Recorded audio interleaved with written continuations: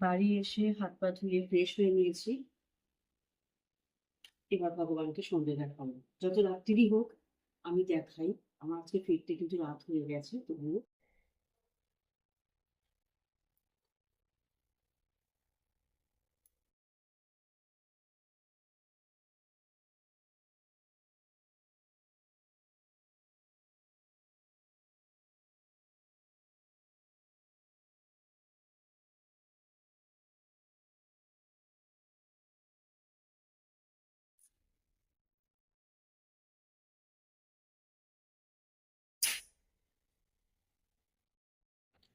জামা কাপড়গুলো না জমে গিয়ে এত হয়ে রয়েছে।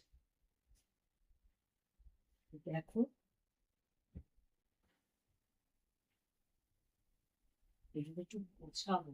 রোজ এসে ছেড়ে রাখি, আর মনে থাকে না আমার। মনে থাকে মানে ইচ্ছেই করে না যে একটু জামা কাপড়গুলো ঠিক করে গুছিয়ে রাখি। আজকে করছি। যারা দেখবে তারা মনে মনে ভাববেই, বাবা কি করে, কি কাজকর্ম করে না বাড়িতে কিছু, এই ভাববে।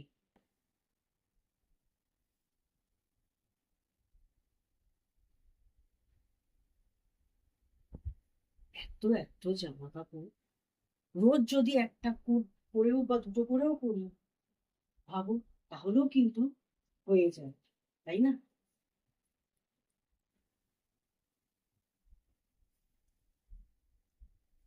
খুব লেথার্জি আমার, কিছু কিছু কাজে না আমার খুব লেথার্জি।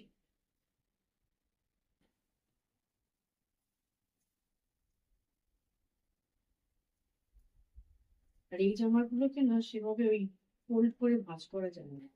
ওগুলোকে এইভাবেই করে রাখি, এইভাবেই করে রাখি এগুলো। ওগুলো এইভাবেই থাকে।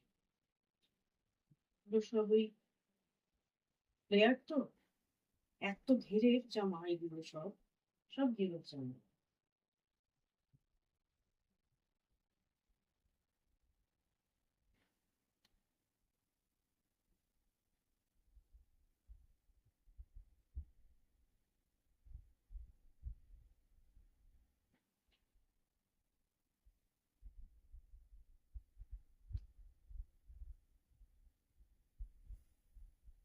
কি যে কাজ হচ্ছে না, কি বলবো।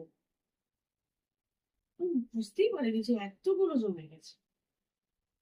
ভগবান।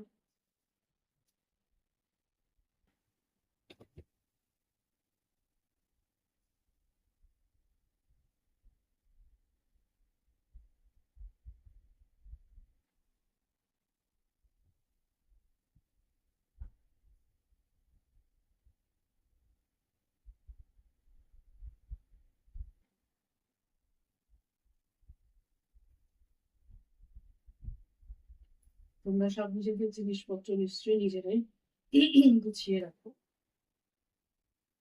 আমি আশা করবো তোমরা তাই করো।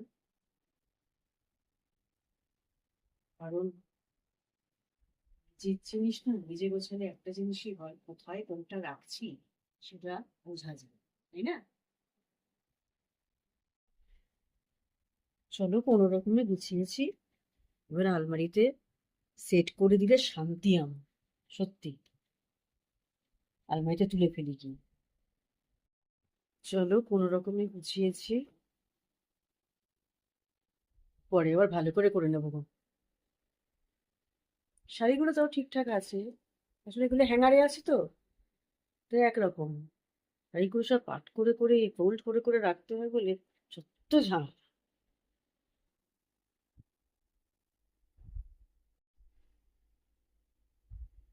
আবার বন্ধ করি।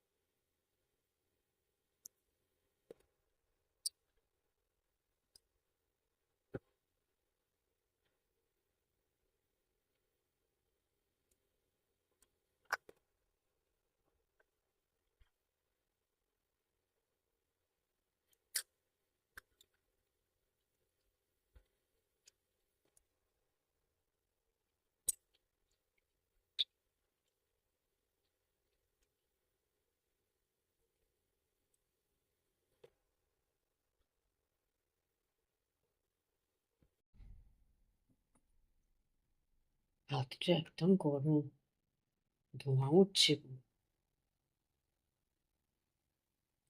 চলো খেতে বসবো এবার, খাবারটা রেডি করে নিই। সিম্পল মেনু একদম, কিচ্ছু করিনি বেশি, কিচ্ছু না। তেঁতোটা আমি খাই, তেঁতোটা রেখেছি, একটা মাছ ভাজা,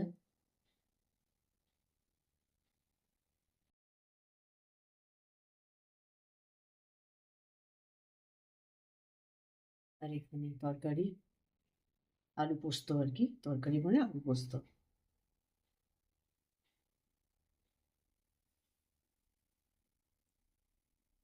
এক গ্লাস জল নিয়ে নেবো।